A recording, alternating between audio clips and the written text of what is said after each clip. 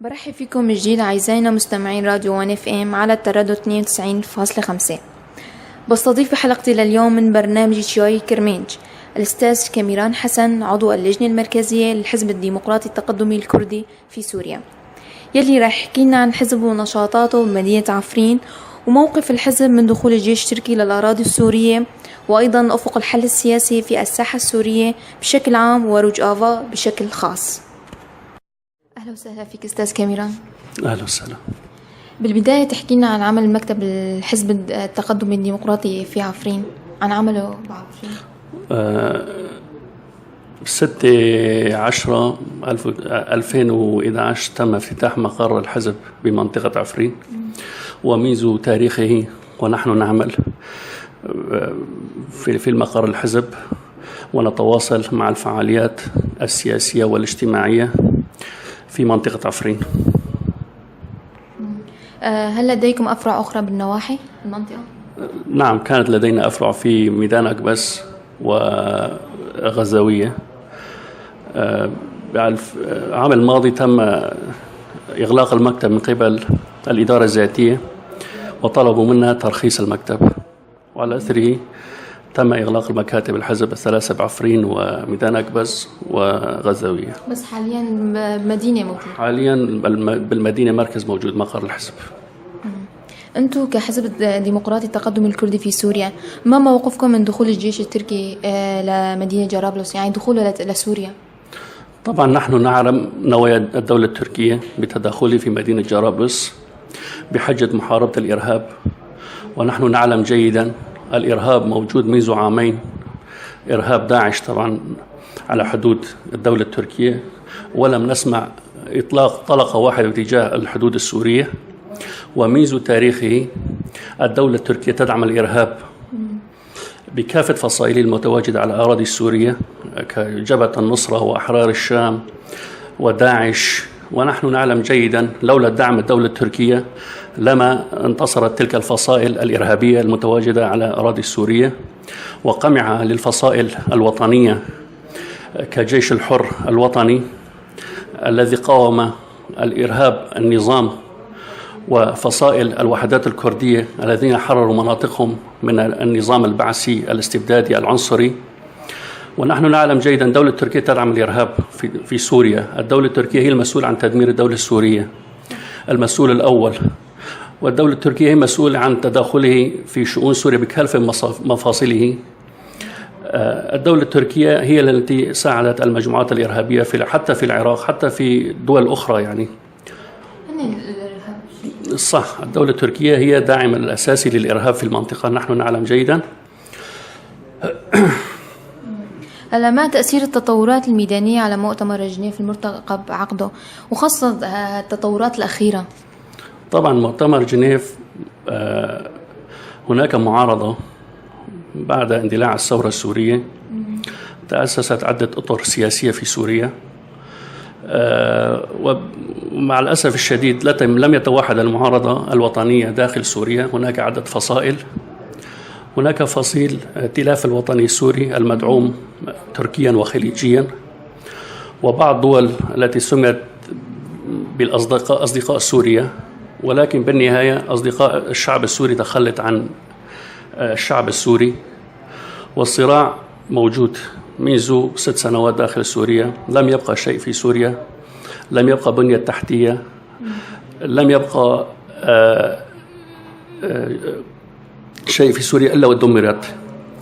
مع الأسف الشديد دمرت المؤسسات التعليمية، البنية التحتية بالكامل داخل سوريا دمرت نتيجة الصراع الموجود على الأرض. ونحن نعلم جيدا بأن النظام لديه قناعة بأن إذا تمت السيطرة على المناطق الأوسع سوف ينتصر، والمعارضة كذلك الأمر، يرى بنفسه إذا انتصرت في مناطق أو أراضي داخل سوريا سوف تنتصر. ونحن نعلم جيدا بأن الثورة التي قامت في درعا ليست من أجل سيطرة النظام البعثي أو التيارات المتطرفة. بالنهاية الشعب السوري هو الخاسر الأول والأخير. نحن نريد أن يتوحد المعارضة الوطنية وبناء ثقة بين كافة الفصائل داخل سوريا، وبناء مشروع وطني من أجل إنقاذ سوريا، وتأسيس برلمان تعددي، وبناء دولة اتحادية في سوريا. ونحن نعلم جيدا بعد كل هذه الدماء والتدمير الذي حصل في سوريا لا يمكن يعني إقامة نظام مركزي في العاصمة. نحن ندرك جيدا الحل الوحيد هو بناء سوريا ديمقراطية تعددية فيدرالية. هل الوضع الكردي في جنيف للأحسن أم للأسوأ؟ مع الأسف حال الوضع الكردي حال الوطنية العامة كثائر مناطق سوريا. الوضع الكردي متشرذم مع الأسف الشديد. هناك عدة أطر وعدة أحزاب، ليس هناك توافق مع الأسف الشديد حتى الآن. ونتمنى أن نوحد الرؤية الكردية ونشكل وفد موحد من أجل المشاركة في مؤتمرات الدولية لشرح القضية الكردية في محافل الدولية. يقال أن هناك محاولة من الحزب الديمقراطي التقدمي والتحالف في لملمة البيت الكردي وخاصة جمع الطرفين. هل ستنجح هذه المبادرة أو المحاولة، وما تعليقكم مع هذا؟ والله مو أول مرة، يعني مو أول محاولة من الحزب الديمقراطي التقدمي. هناك عدة محاولات، بس مع الأسف الشديد لم ننجح حتى الآن بتلك المبادرات بسبب إطارين تفدم والمجلس الوطني الكردي. ونتمنى منهم التقارب والتوحد في الخطاب والرؤية وبناء مشروع كردي داخل سوريا. نحن نعلم جيدا النظام يرفض حقوق شعبنا في سوريا، وكذلك الائتلاف الوطني والمعارضة السورية، ونسمع خطاباتهم العنصرية المتطرفة تجاه شعبنا الكردي. الشعب الكردي يعارض هذا النظام منذ 60 عاما، ونحن معارضين منذ 60 عاما في سوريا، ليس معارضة جديدة يعني المعارضة الكردية. نتمنى من الأخوة في كافة الفصائل والأطر الكردية التوحد وإيجاد صيغة معينة من أجل الخروج من هذا المأزق التي نحن فيه. محللون، سؤالي الأخير لك يعني أستاذ كاميران، محللون يقولون أن الوضع الكردي في سوريا محرج في الفترات الأخيرة بالرغم من تحذيرات فرنسا لتركيا. ما أفق الحل السياسي في وجهة نظركم؟ والله كما سلفت، نحن الحركة الكردية داخل بحاجة إلى التوحد ووحدة الخطاب، وأتمنى من كافة الأحزاب والقوى الموجودة في كردستان سوريا التوحد وتوحد الخطاب الكردي وترتيب البيت الكردي بشكل أفضل، لأن مناطق الكردية تتعرض للإرهاب المحلي والإقليمي. وهناك مع الأسف الشديد في الفترة الأخيرة نرى يعني مرونة في الموقف الأمريكي وبعض الدول تجاه تركيا. طبعا نحن نعلم جيدا بأن الكرد هم يحاربون الإرهاب بالوكالة عن المجتمع الدولي، ونحن قدمنا تضحيات كبيرة في سبيل مكافحة الإرهاب في المنطقة وفي العالم.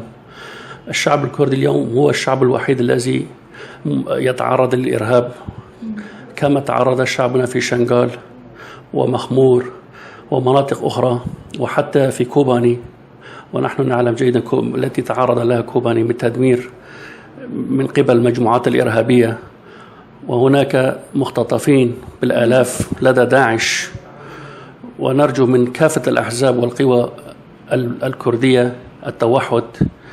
هناك خطابات غير مسؤولة من قبل المعارضة تجاه الشعب الكردي، وأتمنى من الأخوة توحد، هكذا أرى.